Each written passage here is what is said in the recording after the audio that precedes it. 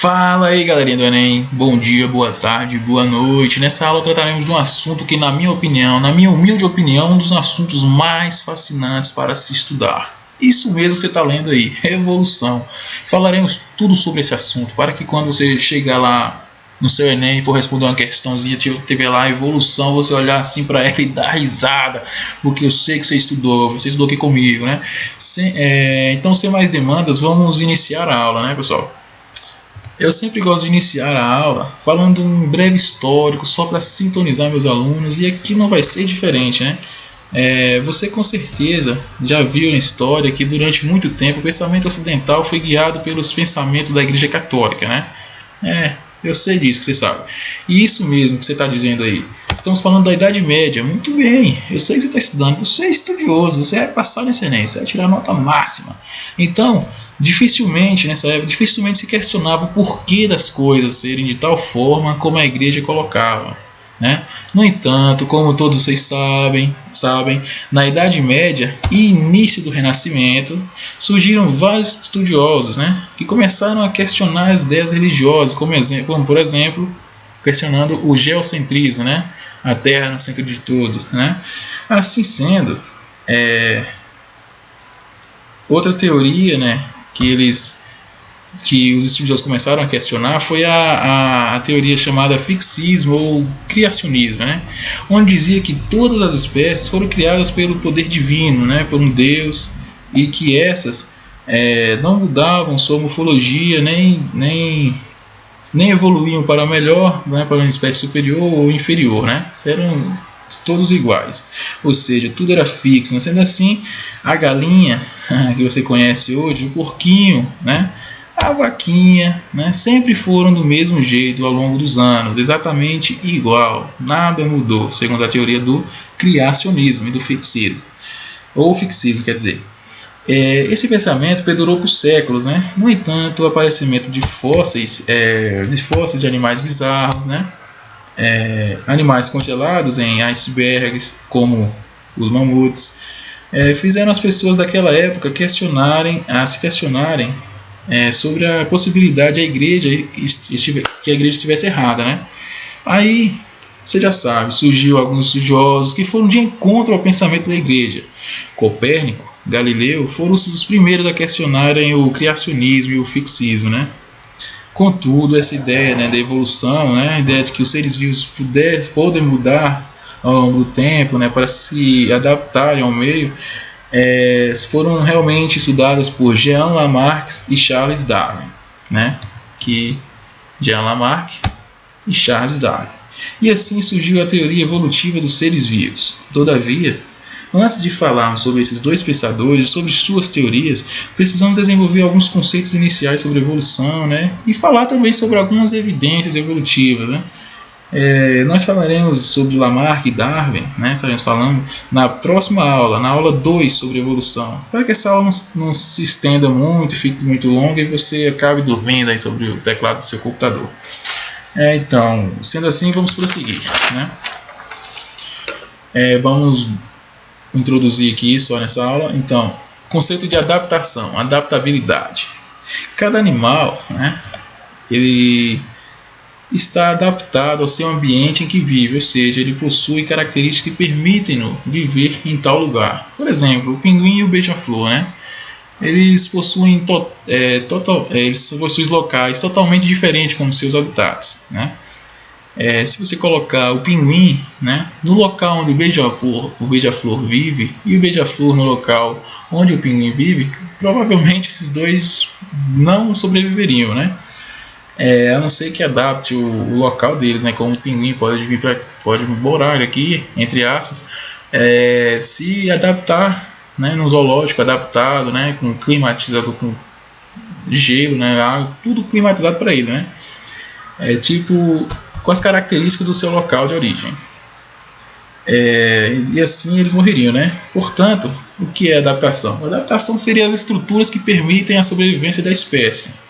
Já pensou se no lugar das asas do pinguim fossem colocadas as do beija-flor?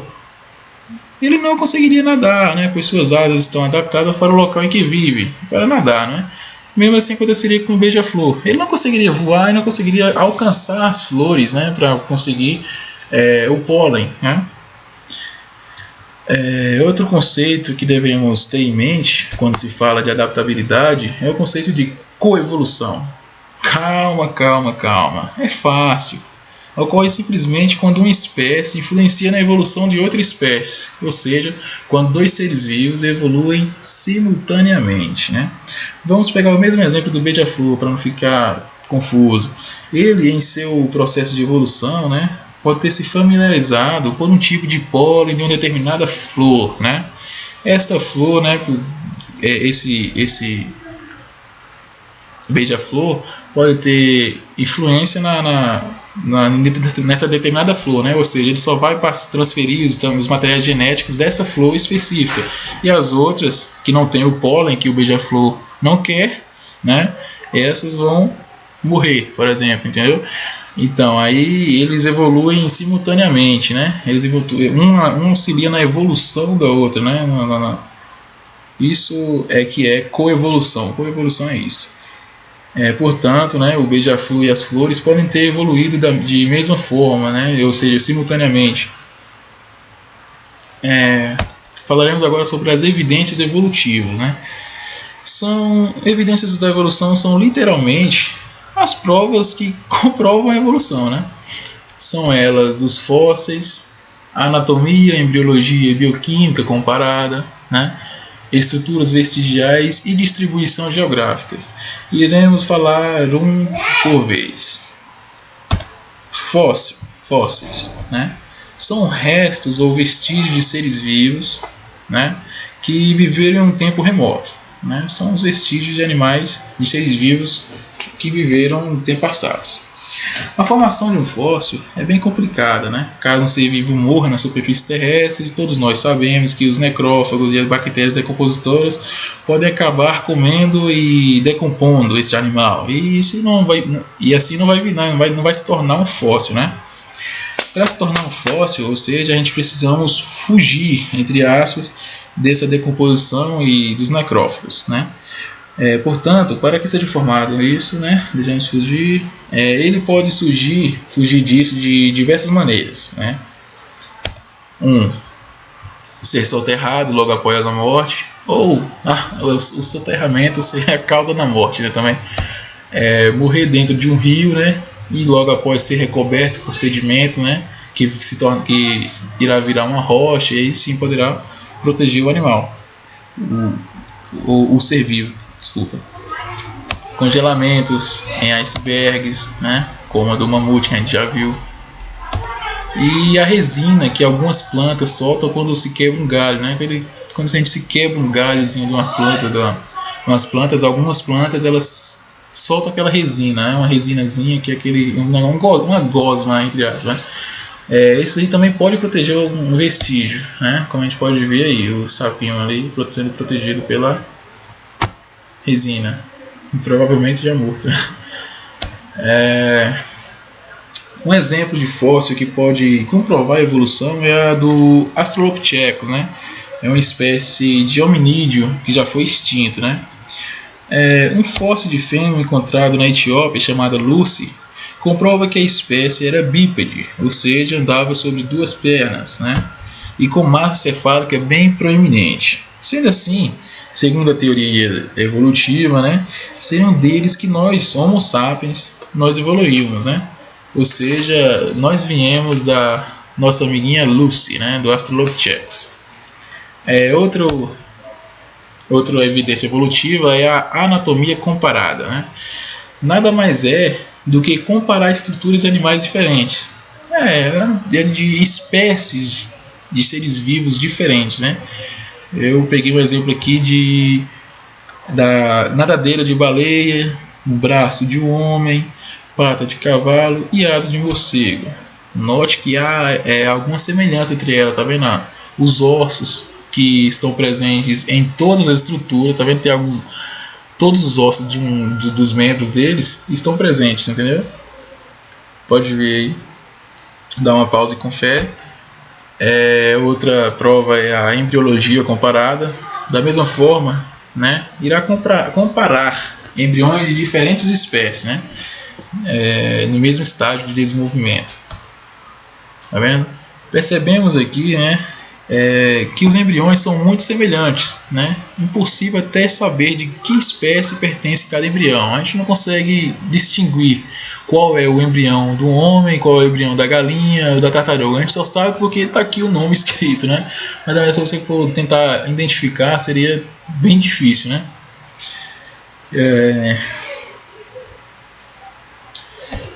Outras semelhanças são as semelhanças bioquímicas, né? Que já é um estudo um pouco recente, né, até, e não deixa de ser, né? Também é uma ótima evidência, né?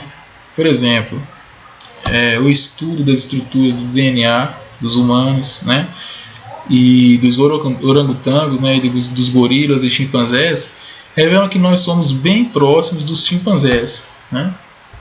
Somos bem próximos, ou seja, nosso DNA, nossas moléculas são bem parecidas, extremamente semelhantes à do chimpanzé, o que nos faz, né, sermos tipo que bem espécies em comum, né? Temos um ancestral comum, né, para quem acredita. Por fim, a outra evidência, né, a última evidência seria a distribuição geográfica, né?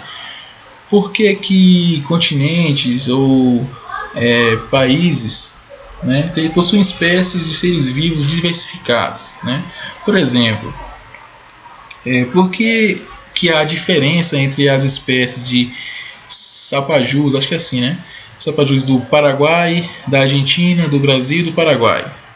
Por que isso?